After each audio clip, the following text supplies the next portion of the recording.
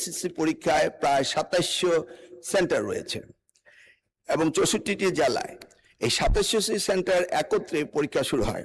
ইতিমধ্যে আপনারা শুনেছেন যে চট্টগ্রামে যখন এই ফ্লাড হলো তখন আমরা একে একে প্রথম রাঙ্গামাটি, বান্দরবন, পরে আমরা খাগড়াছড়ি এবং এরপরে আমরা চট্টগ্রাম পুরা বোর্ডের পরীক্ষা আমরা বন্ধ করে দিয়েছি। আমরা লক্ষ্য করেছিলাম বৃষ্টি হচ্ছিল এবং আমরা মনিটরিং করছিলাম।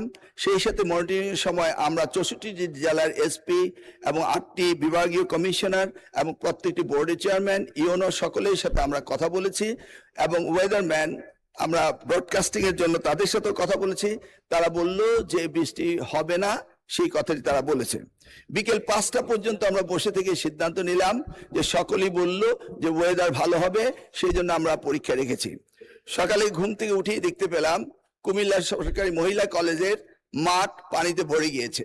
সাথে সাথে আমরা মেয়র সাহেবকে, ফায়ার ডিপার্টমেন্টকে, পুলিশকে, ডিসিকে বললাম যে এই পরীক্ষা কেন্দ্রে স্থানান্তরিত করার জন্য। তারা তখন সকলকে নৌকায় করে ওই স্কুলের 5তলা ভবন সেখানে নিয়ে পরীক্ষা তারা নিয়েছে। আমরা সেটা দেখেছি তাদের দুর্ভোগ।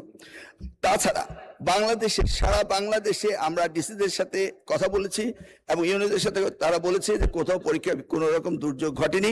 দাবি একটাই, মিলন স্যারের পদত্যাগ।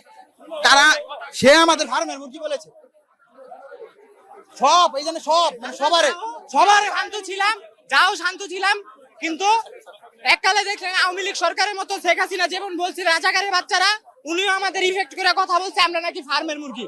ফার্মের মুরগিরা কি তা বুঝাই দিব আমরা এবার। শিক্ষামন্ত্রী নিজের ব্যর্থতার দায় স্বীকার করে সকল শিক্ষক, শিক্ষার্থী এবং অভিভাবকদের কাছে ক্ষমা চাইতে হবে।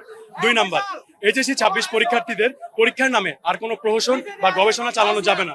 নাম্বার 3, সারা দেশে পরীক্ষার পরিস্থিতি বিবেচনা করে পরীক্ষা নেওয়ার উপযোগী না হওয়ার আগ পর্যন্ত পরীক্ষা স্থগিত করতে হবে। 4 নাম্বার, পদার্থবিজ্ঞান প্রথম পত্র পরীক্ষার 6 এবং 7 নাম্বার প্রশ্ন ভুল, সেই ক্ষেত্রে শিক্ষামন্ত্রীকে অবশ্যই অভিভাবক, শিক্ষার্থী এবং শিক্ষকদের কাছে ক্ষমা চাইতে হবে।